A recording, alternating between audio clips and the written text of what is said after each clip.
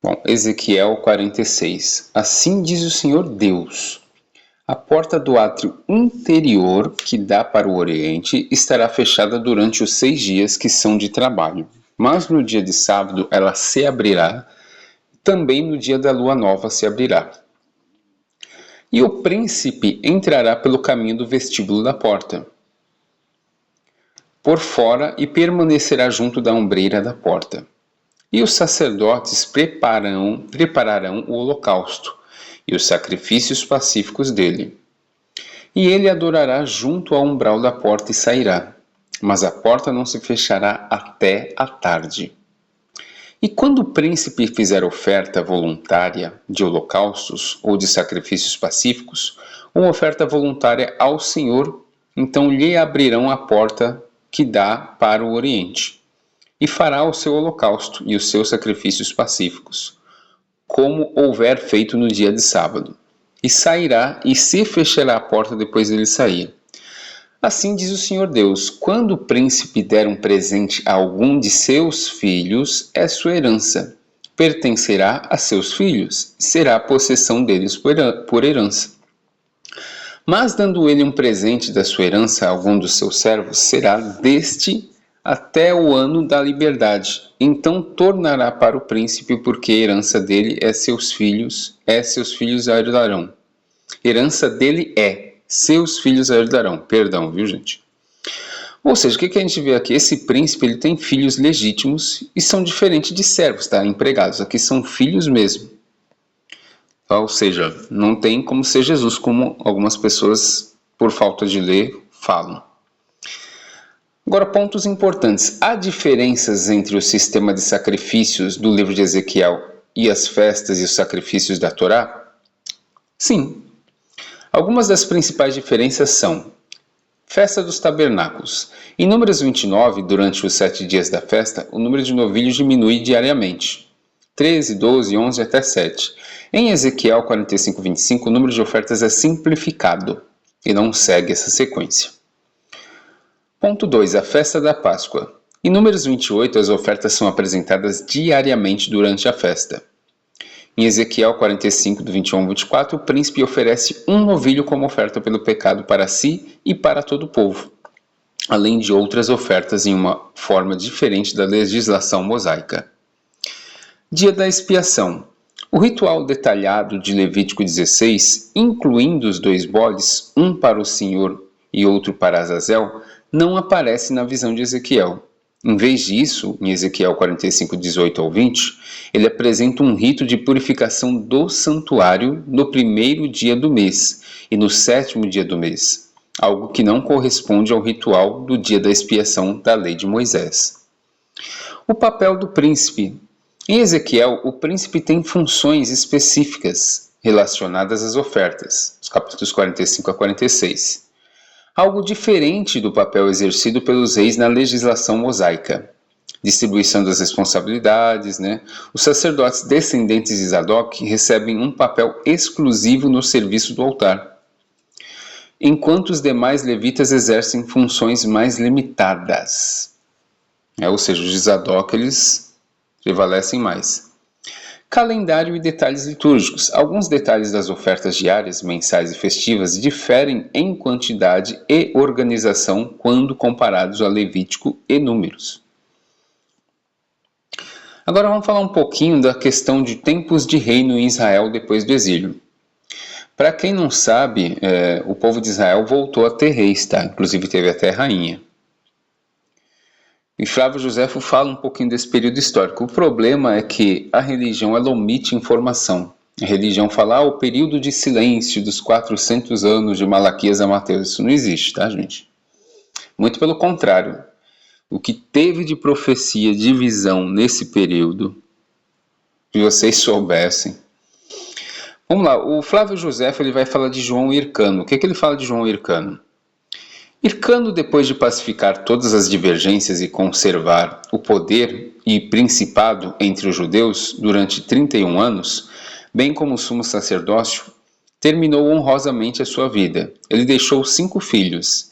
Deus julgou digno de desfrutar 3 maravilhosas honras, a saber, o principado de sua nação, o sumo sacerdócio e o dom da profecia, pois Deus mesmo se dignava a falar-lhe e dava-lhe tal conhecimento das coisas futuras, que ele predisse que seus filhos mais velhos não usufruiriam por muito tempo a autoridade que lhes deixava. E é verdade, porque em 63 Roma, tomou conta de Israel. Isso nos obriga a relatar o seu fim para melhor conhecermos a graça que Deus lhe havia concedido de penetrar as coisas futuras. Aqui Joséfo vai falar, Aristóbulo, que era o mais velho dos filhos de Hircano, cognominado Fileles, isto é, amigo dos gregos, mudou em reino após a morte de seu pai, o principado dos judeus, e foi assim o primeiro que se fez coroar rei. Isso aconteceu 481 anos depois da volta dos judeus libertados do cativeiro da Babilônia ao seu país. João Hircano, ele é por volta, pessoal, ele assume o sacerdócio em 135 a 134 e ele morre em 104 a.C. E aqui o próprio Flávio Joséfo, fala que os asmoneus, assim que chegaram à realeza, e assim os judeus tornaram a entrar no governo monárquico. Ou seja, teve monarquia. O último rei de Israel não foi ali no exílio babilônico. Israel voltou a ter reis, tá?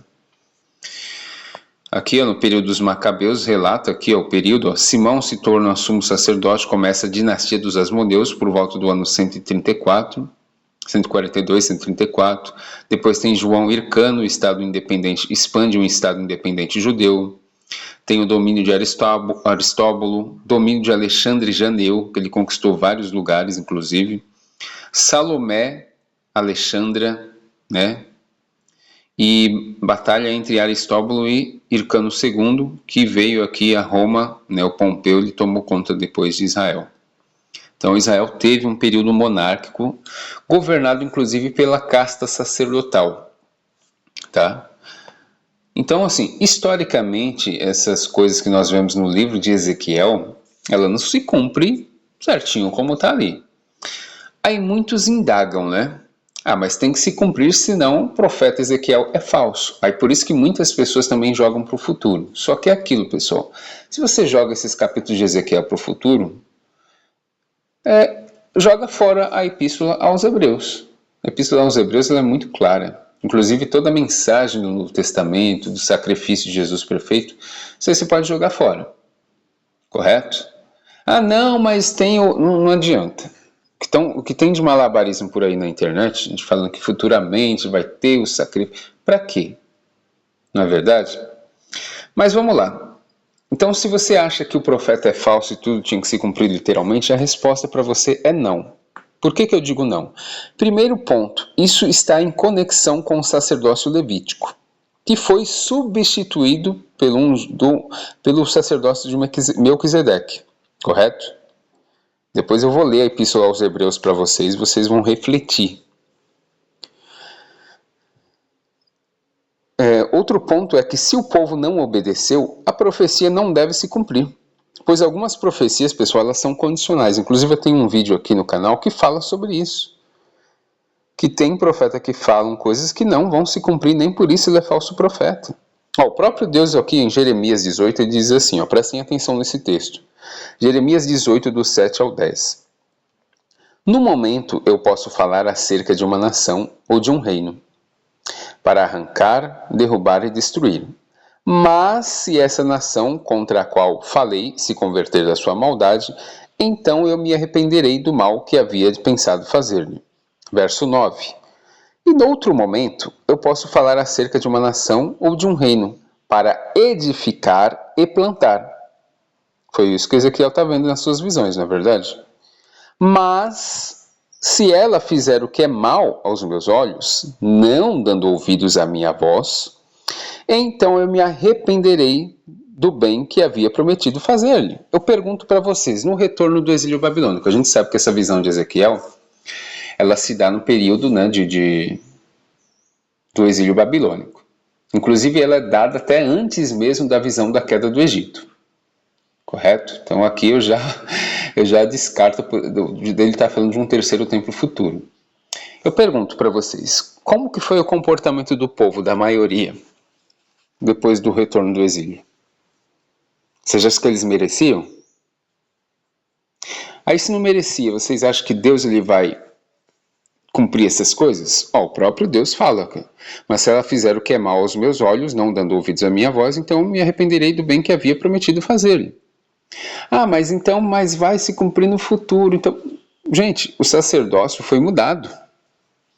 Esse aqui é o sacerdócio levítico, as descrições de Ezequiel. Algumas observações importantes desse texto de Jeremias. Nos versículos 8 e 10, o verbo traduzido como me arrependerei é venihant do verbo nahan, que pode significar mudar de intenção, tá? Voltar atrás, lamentar, reconsiderar, conforme o contexto.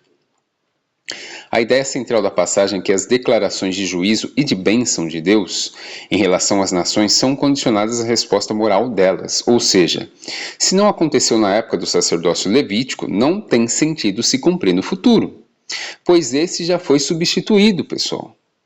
Entenderam? Ou, olha só, primeiro ponto que a gente observou, Ezequiel 40 ao 48 não é algo seguinte depois do 39. A visão de Ezequiel 40 ao 48, ela se dá num período que é antes mesmo do capítulo 29 de Ezequiel, ou seja, a ordem cronológica não está como está nas nossas Bíblias. E outro, o sacerdócio levítico, ele é mudado, abirrogado. Não, se você colocar isso para o futuro, você está quebrando o que Jesus fez. Correto? Agora a gente vai ver algumas expressões paralelas de Ezequiel com Apocalipse.